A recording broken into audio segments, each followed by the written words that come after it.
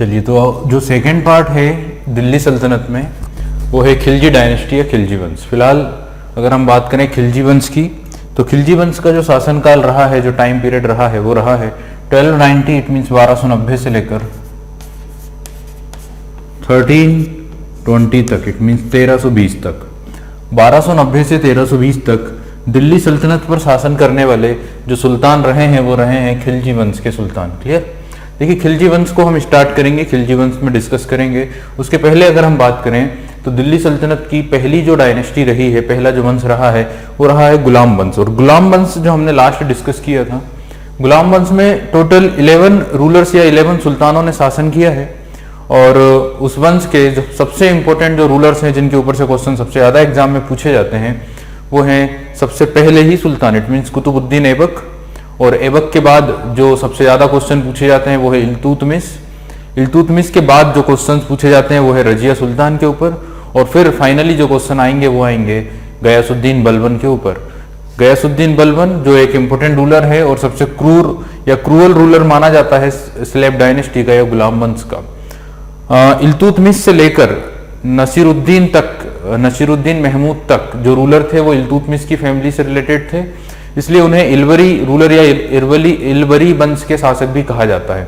और फिर जब आते हैं गयासुद्दीन बलबन, फिर उनके बाद गयासुद्दीन बलबन और उनके पुत्र और फिर उनके पोते का शासन शुरू होता है। जो डायनेस्टी है वो रूल कर पाती है 1290 तक, 1290 तक। और 1290 में जैसा कि हमने डिस्कस किया था कि उन्हीं के एक इंपॉर्टेंट ऑफिसर, उन्हीं के एक खास अधिकारी, स्लेव डायनेस्टी के अंतिम शासक, इट मीन शमसुद्दीन कैमूर्स, शमसुद्दीन कैमूर्स के पहले रहे हैं केकुबाद। केकुबाद की बात की जाए तो बलबन के पोते थे, ग्रैंडसन ऑफ गयासुद्दीन बलबन। और उन्होंने ही अपना एक ऑफिसर अपॉइंट किया था, अपना एक अधिकारी या अपना एक मेन सेनापति अपॉइंट कर दिया था, किसे? जलालुद्दीन फिरोज खिलजी को, जिसका नाम मलिक फिरोज हुआ करता था। इनिशियल नाम उसका मलिक फिरोज था। तो मलिक फिरोज जिसे एक सेनापति के रूप में या एक बड़े पोस्ट पर अपॉइंट किया था। जब केकुबाद पैरालाइज हो गया और उसकी हेल्थ धीरे धीरे वीक होने लगी, वो कमजोर हो गया, तब मलिक फिरोज ने एक कंस्पायरेसी की, एक षड्यंत्र किया और उसी षड्यंत्र में उसने हत्या करवा दी। किसकी? केकुबाद की। और केकुबाद की हत्या होने के बाद उसी का पुत्र जो काफी कम एज में था, काफी कम आयु में था, जिसका नाम था शमसुद्दीन कैमूर्स, उसे अगला शासक बनाया गया। और उसकी भी कुछ दिनों के बाद हत्या करके फाइनली जलालुद्दीन खिलजी ने ही स्टेब्लिश कर दी खिलजी डायनेस्टी या खिलजी वंश। चलिए, तो हम बात करेंगे खिलजी डायनेस्टी या खिलजी वंश की। और खिलजी वंश को स्टार्ट करने से पहले आप लोग समझ लें कि जब जलालुद्दीन खिलजी शासक बना तो उसने 1 साल तक दिल्ली से अपना एडमिनिस्ट्रेशन रन नहीं किया, दिल्ली से अपना शासन शुरू नहीं किया, क्योंकि दिल्ली में कुछ पुराने मलिक या कुछ पुराने ऑफिसर्स थे जो उसके लिए नुकसानदायक थे, उसके लिए डर थे। इसीलिए उसने अपना जो रूलिंग है, अपना जो एडमिनिस्ट्रेशन है, वो दिल्ली के ही पास से एक स्थान है किलो खरी, वहां से किया है। इट मीन्स कि इसी खिलजी डायनेस्टी में इनिशियली जो कैपिटल रही वो रही किलो खरी, ध्यान रखिएगा। ठीक है, अगर हम बात करें कुछ इंपॉर्टेंट क्वेश्चंस की, तो खिलजी डायनेस्टी में भी अगर आपसे पूछा जाए कि कैपिटल क्या रही, तो कैपिटल दिल्ली ही रही। इनिशियली कैपिटल किलोखरी थी। और अगर लैंग्वेज की बात की जाए तो सेम एज पुरानी वंश की तरह ही इनकी भाषा भी क्या है? पर्शियन या फारसी भाषा। और फारसी ऑफिशियल लैंग्वेज है, इट मीन्स आधिकारिक भाषा है। आप लोगों से लैंग्वेज जरूर पूछी जाएगी। मैंने अभी तक आप लोगों को जितनी भी डायनेस्टीज पढ़ाई हैं उसमें मैंने language, religion, capital, founder, last ruler, इन बेसिक पॉइंट के ऊपर, इन बेसिक मुद्दों के ऊपर जरूर डिस्कस किया होगा। तो ध्यान रखिएगा, जब भी आप बस ये समझ लें कि आपके सामने अगर किसी राजा का नाम आया है, किसी शासक का नाम आया है, तो आपको तुरंत उसे लिंक करना है किससे? डायनेस्टी से, कि आखिर वो राजा किस डायनेस्टी से बिलोंग करता है। और जब आपको वो डायनेस्टी का नाम सामने आ जाए तब आपको पता करना है कि उस डायनेस्टी की कैपिटल क्या थी, उस डायनेस्टी के फाउंडर कौन थे और उसके लास्ट रूलर कौन थे। इतनी इंफॉर्मेशन आपको, बेसिक इंफॉर्मेशन हर एक डायनेस्टी की होना चाहिए। क्लियर? चलिए, फिलहाल हम बात करें तो खिलजी डायनेस्टी की कैपिटल दिल्ली ही रही, कुछ समय के लिए किलोखरी थी।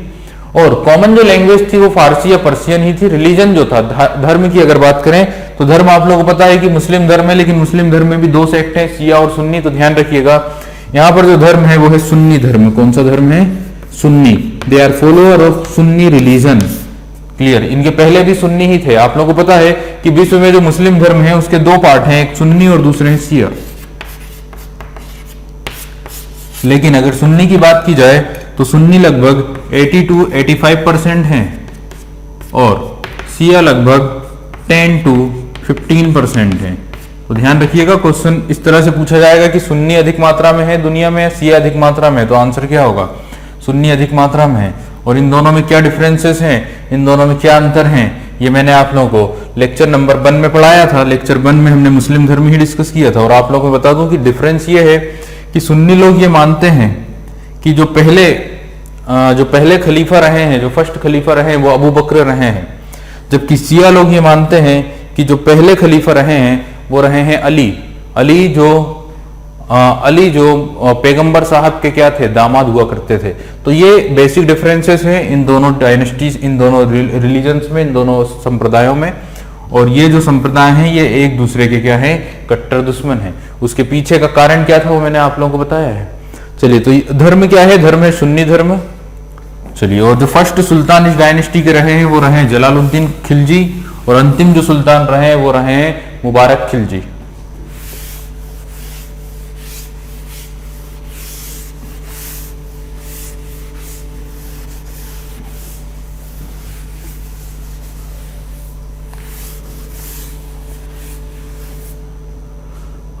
चलिएगा, तो हम स्टार्ट करते हैं और डिस्कस करते हैं कुछ जलालुद्दीन खिलजी के बारे में। देखिए, जलालुद्दीन खिलजी की अगर बात की जाए ना तो मूल रूप से जलालुद्दीन खिलजी एक तुर्की ही था। तुर्की एक जनजाति हुआ करती थी जिसका नाम था खिलजी जनजाति। तो इनिशियली वो खिलजी जनजाति का ही एक व्यक्ति था और एक मेंबर था। लेकिन ये जो खिलजी जनजाति हुआ करती थी ना, ये बेसिकली अगर बात की जाए तो तुर्की या तुर्किस्तान से बिलोंग किया करती थी। समझ गए ना? ये जो डायनेस्टी थी ये कहाँ से बिलोंग, या ये जो ट्राइब थी, जो जनजाति थी, ये कहाँ से बिलोंग किया करती थी? तुर्किस्तान से। लेकिन तुर्किस्तान से ये जो जनजाति के लोग थे ये माइग्रेट हो गए थे वहां से। इन्होंने अपना जो परिवार था, अपना जो पूरा एरिया था उसे छोड़ दिया था, और वहां से छोड़कर ये लोग आ गए थे कहां पर? अफगानिस्तान में। और अफगानिस्तान में खिलजियों के जो एंसेस्टर्स थे, खिलजियों के जो परिवार के जो लोग थे वो लगभग 200 सालों से रह रहे थे। समझ गए? तो दिल्ली में ये लोग कब से रह रहे थे? लगभग 200 सालों से रह रहे थे। और इसी ट्राइब से बिलोंग किया करता था जलालुद्दीन खिलजी। तो जलालुद्दीन खिलजी भी एक जनजाति से बिलोंग किया करता था और उस जनजाति का नाम था खिलजी जनजाति, जो मूल रूप से बिलोंग करती थी तुर्की से या तुर्किस्तान से। लेकिन लगभग 200 सालों से ये लोग निवास कर रहे थे अफगानिस्तान में। और अफगानिस्तान से ही हमने डिस्कस किया था लास्ट जब हम गुलाम वंश पढ़ रहे थे, तो अफगानिस्तान में ही रूल किया करता था। और जब बलबन जब शासन कर रहा था दिल्ली सल्तनत में, तब से ये दिल्ली सल्तनत का एक अधिकारी था, एक ऑफिसर था, और अगर हम कहें कि अच्छी तरीके से एक राज्यपाल या एक गवर्नर हुआ करता था। और किसके समय पर ये एक बड़ा अधिकारी, एक बड़ा सेनापति बन गया?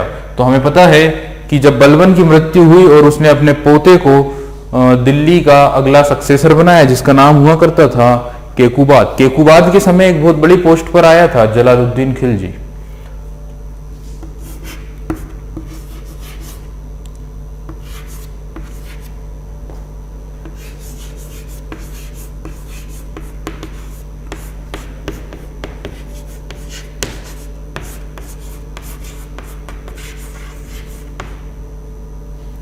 जलालुद्दीन फिरोज खिलजी शासनकाल जो रहा है जलालुद्दीन फिरोज खिलजी का, वो रहा है 1290 से लेकर 1296 तक। इट मीन्स 1296 तक। तो सबसे पहला ही पॉइंट ध्यान रखिएगा, जलालुद्दीन फिरोज खिलजी जिसने शासन किया है 1290 से 1296 तक। और इस बीच सबसे पहला क्वेश्चन ही पूछा जाएगा, जलालुद्दीन फिरोज खिलजी का ओरिजिनल नाम या वास्तविक नाम क्या था? तो मैंने आप लोगों को बताया है इसका नाम हुआ करता था फिरोज मलिक। इसका जो वास्तविक नाम था या इनिशियल जो नाम था फिरोज मलिक, और ये जलालुद्दीन फिरोज खिलजी के नाम से दिल्ली का सुल्तान बना था। क्लियर?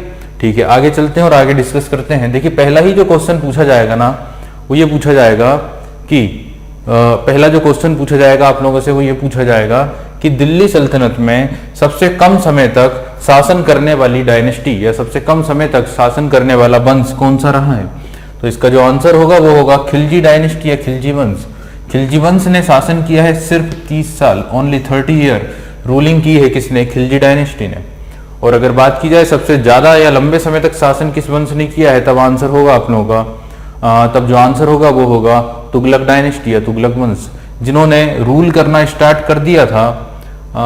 इन्होंने रूल करना स्टार्ट कर दिया था 1320 से लेकर 1414 तक, 1414 तक। ठीक है, अगर हम बात करें आगे जलालुद्दीन खिलजी की, तो जलालुद्दीन खिलजी जब शासक बना, और हमें पता है कि शासक कब बना है, 1290 में। At that time when he become the ruler of the Khilji dynasty he was 70 year old. इसकी जो एज थी ना, इसकी जो आयु थी वो लगभग कितने साल की थी, 70 ईयर, यानी कि काफी बुजुर्ग एज में जलालुद्दीन खिलजी क्या हुआ था, गद्दी पर बैठा था। Jalaluddin who was around 70 year old at the time of his accession, यानी कि एक्सेशन के समय, गद्दी पर बैठते समय, शासक बनते समय इसकी जो एज थी वो कितनी रही थी, लगभग 70 ईयर। और जैसा इतिहासकार वो बताते हैं कि he was as a mild mannered, यानी कि काफी सामान्य व्यवहार का था, काफी हम्बल व्यक्ति था, काइंड यानी कि दयालु था, humbled, kind and mild manner, यानी कि सामान्य, ज्यादा गुस्सेल या क्रूर शासक नहीं कहा जा सकता है जलालुद्दीन फिरोज खिलजी को। जैसे कि गयासुद्दीन बलबन के बारे में कहा जाता है कि काफी क्रूर शासक हुआ करता था गयासुद्दीन बलबन। गयासुद्दीन बलबन को ही एक उपाधि दी गई थी उलुग खां की, जो उसके दामाद ने दी थी। क्लियर, तो ध्यान रखिएगा क्या उपाधि रही थी गयासुद्दीन बलबन की, क्वेश्चन पूछा जाता है।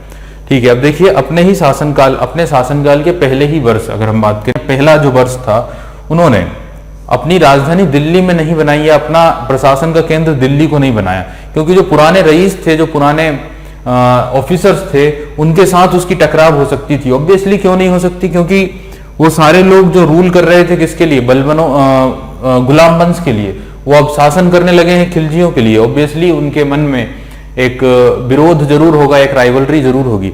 That's why he took his centre in Kilokhri. इन्होंने अपना सेंटर कहां पर लेकर गए, इन्होंने अपना केंद्र किसे बनाया, किलोखरी को, जो दिल्ली के ही समीप या दिल्ली के ही निकट है। Clear. Jalaluddin was a member of Khilji tribe. अगर मैंने अभी आप लोगों को बताया कि he was belong to a Khilji tribe, और वो जो खिलजी ट्राइब थी वो बेसिकली बिलोंग करती थी तुर्की से, और तुर्की के ही तुर्किस्तान वाले रीजन में ये लोग निवास करते थे। दैट आफ्टर माइग्रेट, जिन्होंने बाद में माइग्रेशन कर दिया from Turkistan and settled in Afghanistan for over 200 year, और अफगानिस्तान में ही ये बस गए, और लगभग 200 सालों से इनके जो वंशज थे ये अफगानिस्तान में ही क्या कर रहे थे, निवास कर रहे थे। और जब उन्हें मौका मिला तो उन्होंने जॉब या काम करना शुरू किया गुलाम वंश के लिए। अब देखिए हम डिस्कस कर लेते हैं कुछ और खास बिंदुओं पर, कुछ और खास पॉइंट्स पर। इन 1293 यहां से बात शुरू होती है और यहां से क्वेश्चन शुरू होते हैं। इन 1293 में, अच्छा ये क्वेश्चन जरूर ध्यान रखना, during accession he was 70 year old. It means ये बात तय हो गई है कि he was very old ruler, काफी बुजुर्ग अवस्था में ये शासक बना था, 70 साल की आयु में ये शासक बना था। क्लियर। चलिए तो यहां पे हम बात करें इन 1293 में ही अटैक ऑन देवगिरी, इसने अटैक किया, आक्रमण किया, ही अटैक ऑन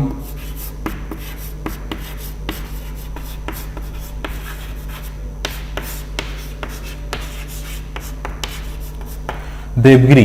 देवगिरी की बात की जाए तो देवगिरी आज के समय का दौलताबाद है। देवगिरी को आज के समय क्या कहा जाता है, दौलताबाद।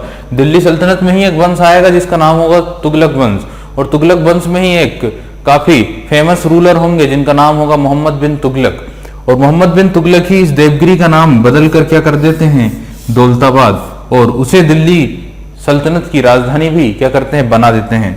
तो ये भी हम डिस्कस करेंगे बाद में, बट फिलहाल ध्यान रखिए कि इन्होंने अटैक किया देवगिरी पर। क्लियर, ध्यान रखिए देवगिरी पर अटैक किया, और देवगिरी के जो रूलर हुआ करते थे, देवगिरी के जो शासक हुआ करते थे उस समय जिन पर अटैक किया गया, उनका नाम था रामचंद्र देव। तो he attack on Devagiri on a Hindu ruler Ramchandra देव।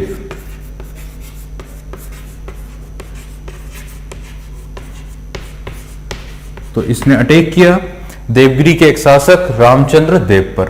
और यहां से पूछा जाने वाला जो पहला ही क्वेश्चन है वो ये होगा कि दिल्ली सल्तनत के किस शासक ने साउथ इंडिया पर अटैक किया। और ये क्वेश्चन से ज्यादा बड़ा क्वेश्चन ये होगा कि मुसलमानों ने दक्षिण पर या मुसलमानों के द्वारा दक्षिण पर किया जाने वाला पहला आक्रमण किसके द्वारा किया गया था? साउथ इंडिया पर मुसलमानों के द्वारा किया गया पहला आक्रमण किसके द्वारा किया गया था? तो आंसर होगा जलालुद्दीन खिलजी। कब किया गया था? 1293 में। कहाँ किया गया था? देवगिरी पर। किस पर किया गया था? रामचंद्र देव पर, who was a Hindu ruler.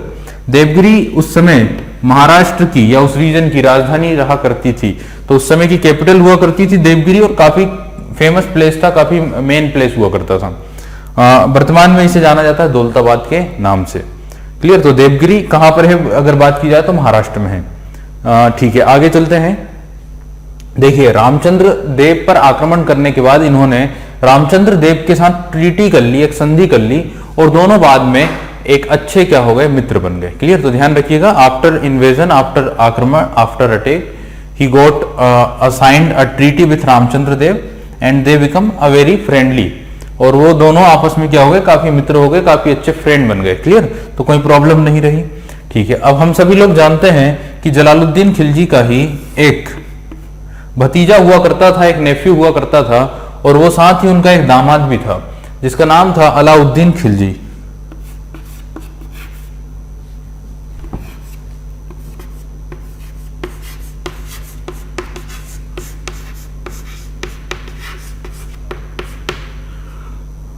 तो जलालुद्दीन खिलजी का ही एक दामाद हुआ करता था जिसका नाम था अलाउद्दीन खिलजी, और हम सभी जानते हैं ये नाम हम सभी ने सुना होगा।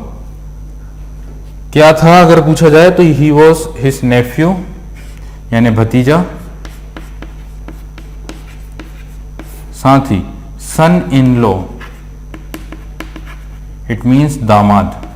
तो दामाद भी था और उन्हीं का नेफ्यू, इट मीन्स भतीजा भी था।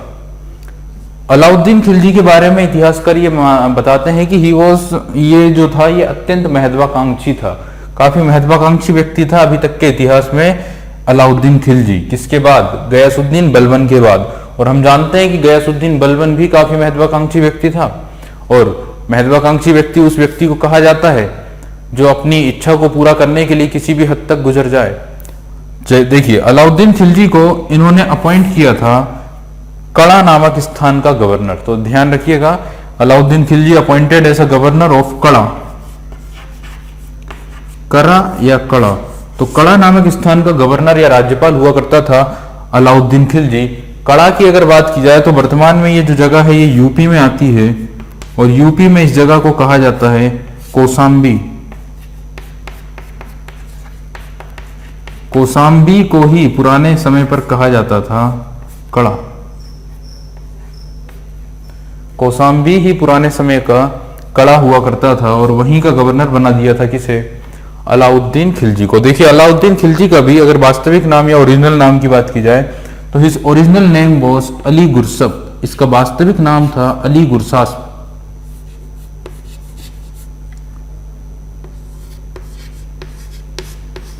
Ali Gurshasp, his original name was Ali Gurshasp. इसका वास्तविक नाम हुआ करता था अली गुरसास्प। देखिए, अब यहां पर क्या हुआ? इन 1296 1296 में, इन 1296 1296 में the fourth attack of Mongoloid war happened. मंगोलों का चौथा आक्रमण भारत पर हुआ। The fourth attack of Mongoloid war happened, it means मंगोलों ने चौथी बार इंडिया पर आक्रमण किया और तीसरी बार दिल्ली सल्तनत पर आक्रमण किया। कब की बात हो रही है? 1296 1296 में। और अगर मैं बोल रहा हूँ फोर्थ इन्वेजन है, इट मींस आपके माइंड में क्वेश्चन आ रहा होगा कि फर्स्ट, सेकेंड, थर्ड कब अटैक हुए थे। तो आप लोगों को पता है कि फर्स्ट जो इन्वेजन हुआ है मंगोलों का वो हुआ है 1221 1221 में, जिस समय रूल कर रहा था इल्तुतमिश। गुलाम वंश का ही शासक हुआ करता था तीसरे नंबर पे, जिसका नाम था इल्तुतमिश। और इल्तुतमिश के समय ही 1221 में चंगेज खान या यंगीज खान ने आक्रमण कर दिया था, लेकिन वो सिंध से ही वापस लौट गया था। इट मीन्स कि वो फर्स्ट इन्वेजन था इंडिया पर, और ये दिल्ली सल्तनत पर नहीं था। ये है फर्स्ट वाला। सेकेंड जो इन्वेजन हुआ था दिल्ली सल्तनत पर वो हुआ था बहराम शाह के नेतृत्व में, बहराम शाह के शासनकाल में, लगभग 1242 के अराउंड, 1242 के अराउंड, जब दिल्ली सल्तनत पर रूल कर रहा था, दिल्ली सल्तनत पर रूल कर रहा था रजिया सुल्तान का ही दूसरे नंबर का भाई जिसका नाम था बहराम शाह। और बहराम शाह के समय की हमने दो चीजें ही डिस्कस की हैं। पहली जो बात थी वो ये थी कि इन्होंने एक नई पोस्ट, एक नया पद क्रिएट किया था जिसका नाम था नायाब-ए-मुमालिकात। नायाब-ए-मुमालिकात या नायाब-ए-मुमलिकात, जिसे वजीर या मुख्य पद हुआ करता था वो। और जितने भी 40 तुर्की सरदार थे वो सब इसी को अपनी रिपोर्ट पेश करते थे। और ये किसके अधीन हुआ करता था? तो ये सुल्तान के नीचे काम किया करता था। क्लियर? तो एक तो ये बात हो गई थी, और दूसरी ये बात हुई थी कि इन्हीं के समय पर मंगोलों ने क्या किया था? आक्रमण किया था या अटैक किया था। और उन अटैक्स को कंट्रोल किया था गयासुद्दीन बलबन ने ही। ठीक है, आगे चलते हैं। और तीसरा जो इन्वेजन हुआ था ना, वो हुआ था 1285 में, 1285 में। That time the sultan of Delhi सल्तनत वॉज गयासुद्दीन बलबन। इस समय पर दिल्ली सल्तनत के शासक खुद बलबन ही हुआ करते थे। और बलबन ने इस इन्वेजन से बचने को रोकने के लिए अपने सबसे प्रिय पुत्र या अपने सबसे बड़े पुत्र, जिसका नाम था शहजादा मोहम्मद, उसे भेजा था। और शहजादा मोहम्मद ने मंगोलों को पराजित तो कर दिया, लेकिन इस युद्ध में उसकी क्या हो गई थी? मृत्यु हो गई थी। ये चीजें मैं रिपीट इसीलिए कर रहा हूं ताकि आप लोग इन इवेंट्स को, इन डेट्स को अपने दिमाग में फिट कर पाएं, क्योंकि क्वेश्चंस यहाँ पर डेट वाइज पूछे जाएंगे, ईयर वाइज पूछे जाएंगे। देखिए, अब हम बात कर रहे हैं फोर्थ इन्वेजन की, चौथे आक्रमण की। तो जो फोर्थ इन्वेजन है वो हुआ है 1296 में, whenever the sultan of Delhi सल्तनत was Jalaluddin Firoz Khilji, who was also known as Malik Firoz. तो क्या हुआ कि जब चौथी बार आक्रमण किया मंगोलों ने, दैट टाइम, क्योंकि हमें पता है कि इनकी एज तो काफी ज्यादा हो चुकी थी, तो इन्होंने अपने भतीजे को, इट मीन्स, या अपने दामाद को, इट मीन्स अलाउद्दीन खिलजी को भेजा। कहां पर? मंगोलों से सुरक्षा के लिए, मंगोलों से लड़ने के लिए। और अलाउद्दीन खिलजी कड़ा से मंगोलों से लड़ने के लिए नॉर्थ वेस्ट यानी पंजाब और सिंध वाले रीजन में गए और मंगोलों को पराजित किया। और मंगोलों को पराजित करके पुनः वो अपने स्थान पर यानी कड़ा पहुंच गए। मंगोलों को हराकर पुनः कहां चले गए? कड़ा आ गए। लेकिन इस बार का जो मंगोल इन्वेजन था, इस बार मंगोल इन्वेजन में एक और घटना ये घटी कि लगभग 2000 मंगोल सैनिक वापस मंगोलिया जाने के बजाय दिल्ली में आकर बस गए। तो ध्यान रखिएगा, एक इंपॉर्टेंट इवेंट ये हुआ कि कुछ सैनिक, लगभग 2000 के लगभग मंगोल सैनिक मंगोलिया वापस जाने के बजाय दिल्ली में ही आकर क्या हो गए? बस गए। और दिल्ली में आकर उन्होंने जलालुद्दीन खिलजी से परमिशन मांगी दिल्ली में ही रहने की। और दिल्ली में रहने की जब उन्होंने परमिशन मांगी तो जलालुद्दीन खिलजी ने उन्हें दिल्ली में ही एक सबसे पहले तो उन 2000 सैनिकों को, उन 2000 लोगों को सबसे पहले तो मुस्लिम धर्म स्वीकार करने के लिए कहा गया। सबसे पहले उन्हें कहा गया कि आप मुस्लिम धर्म क्या करिए? स्वीकार करिए। और उन्होंने जब उन्होंने मुस्लिम धर्म एक्सेप्ट कर लिया, मुस्लिम धर्म स्वीकार कर लिया, तब उन्हीं लोगों को कहा गया नवीन मुसलमान या न्यू मुस्लिम। ये क्वेश्चन एग्जाम में हजारों बार पूछा गया है कि नवीन मुसलमान किसे कहा गया है, न्यू मुस्लिम किसे कहा गया है। तो उसका आंसर होगा मंगोल लोगों को। मंगोल लोगों को ही कहा गया है नवीन या न्यू मुसलमान। तो क्या हुआ कि जब वो 2000 लोग जिन्होंने एक्सेप्ट कर लिया मुस्लिम रिलीजन या इस्लाम रिलीजन और वो मुस्लिम बन गए, तब उन मुस्लिम सैनिकों को ही या मुस्लिम लोगों को ही क्या कहा गया? उन लोगों को कहा गया नवीन मुसलमान या न्यू मुसलमान। और उन्हें दिल्ली में बसाया गया और दिल्ली में उन्हें रहने के लिए जलालुद्दीन खिलजी ने एक नया शहर, एक नई सिटी स्टेब्लिश की दिल्ली के पास ही, जिसका नाम रखा गया मुगलपुरी, जिसका नाम रखा गया मुगलपुरी या मुगलपुरा। और आज के समय ये मुगलपुरी या मुगलपुरा कहलाता है मंगोलपुरी।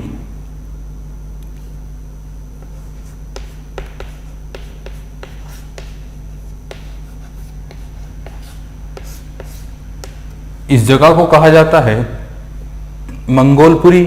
उस समय कहा जाता था मुगलपुर, क्या कहा जाता था? मुगलपुर। और आज के समय कहा जाता है मंगोलपुरी।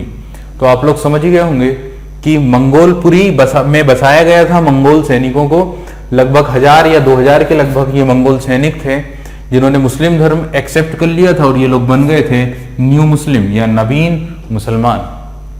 चलिए, अब सबसे बड़ी जो दिक्कत आई, सबसे बड़ी जो प्रॉब्लम आई वो ये आई कि अलाउद्दीन खिलजी ने बिना जलालुद्दीन खिलजी को इंफॉर्मेशन दिए, बिना जलालुद्दीन खिलजी से परमिशन लिए आक्रमण कर दिया, अटैक कर दिया देवगिरी पर। कहाँ अटैक कर दिया? देवगिरी पर। और देवगिरी के शासक रामचंद्र देव के शासनकाल से के साम्राज्य से काफी अपार मात्रा में जो धन था उसे लूट लिया और रामचंद्र देव की हत्या कर दी और उनकी पुत्री को अगवा कर लिया।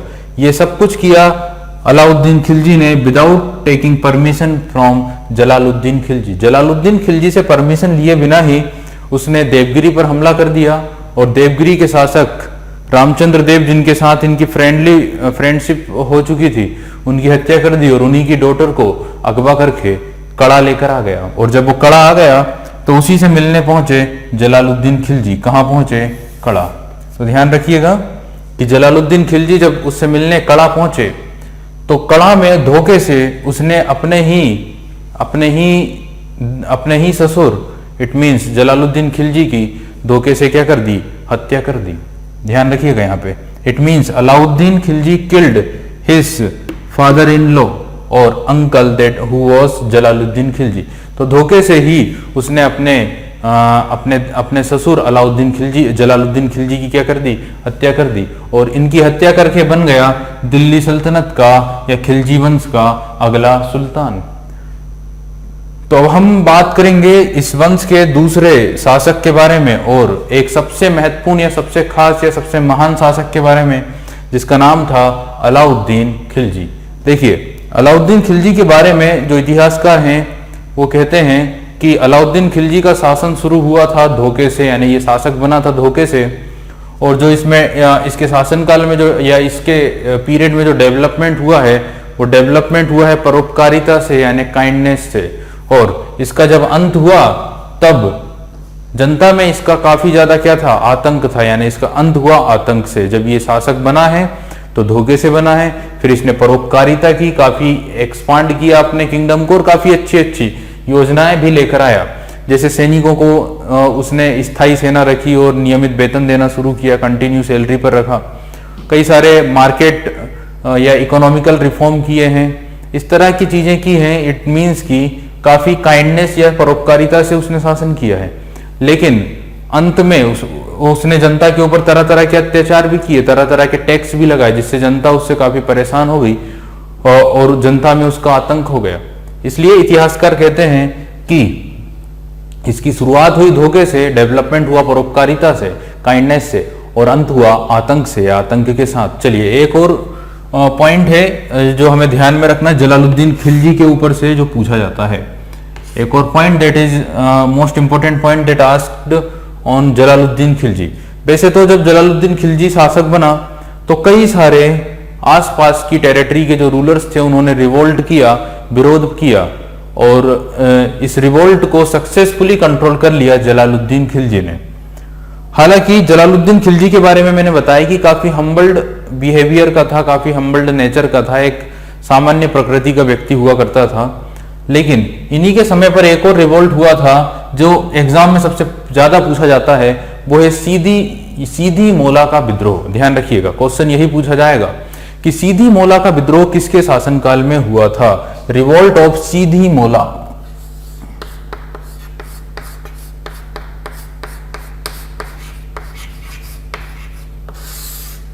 रिवोल्ट ऑफ सीधी मोला, सीधी मोला का विद्रोह किसके शासनकाल में हुआ था?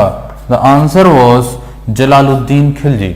जलालुद्दीन खिलजी के शासनकाल में ही सीधी मोला नामक व्यक्ति का विद्रोह हुआ था। देखिए, अगर हम बात करें सीधी मोला की, तो सीधी मोला एक धार्मिक नेता हुआ करते थे जो विदेशी मूल के थे। विदेशी मूल के एक धार्मिक नेता थे और इन्होंने बलवन के फैमिली के या बलवन या गुलाम वंश की फैमिली के कई लोगों को अपने यहाँ पे इकट्ठा किया हुआ था या अपने यहाँ पे शरण दी हुई थी। और ऐसा कहा जाता है कि इन्होंने एक कंस्पायरेसी की थी, एक योजना बनाई थी, एक प्लान बनाया था शुक्रवार के दिन जलालुद्दीन खिलजी की हत्या करने का। ऐसा इतिहासकार मानते हैं कि ये शुक्रवार के दिन जलालुद्दीन खिलजी की हत्या करने की योजना बना रहे थे या प्लान बना रहे थे। और चूंकि जलालुद्दीन खिलजी को इस बात का पता चल गया कि he was trying to kill, यानी ये पता चल गए थे कि ये कोशिश करना चाह रहे हैं, प्लान बना रहे हैं मेरी हत्या का। तब जलालुद्दीन खिलजी ने पूरी इन्वेस्टिगेशन कराई और after investigation he ordered his officer, उन्होंने अपने अधिकारियों को आदेश दिया टू किल सीधी मोला। और सीधी मोला को ऐसा कहा जाता है कि हाथी के नीचे चुनवा कर या हाथी से रुंधवा कर, हाथी से रोंद कर इनकी क्या कर दी गई थी, हत्या करवा दी गई थी। That was the most important question. ये क्वेश्चन काफी इंपॉर्टेंट है कि आपसे पूछा जाएगा कि सीधी मोला नामक धार्मिक जो नेता थे उन्होंने विद्रोह किसके समय पर किया था या उनका रिवोल्ट किसके टाइम पर हुआ था। तो जो आंसर होगा वो होगा जलालुद्दीन खिलजी। क्लियर। चलिए अब हम बात करेंगे सबसे इंपॉर्टेंट और सबसे महान शासक या सबसे खास जो जिनके ऊपर से क्वेश्चन सबसे ज्यादा पूछे जाते हैं वो है अलाउद्दीन खिलजी। तो हम बात करेंगे अलाउद्दीन खिलजी के बारे में, जिनका रियल नाम या वास्तविक नाम हुआ करता था अली गुरसास।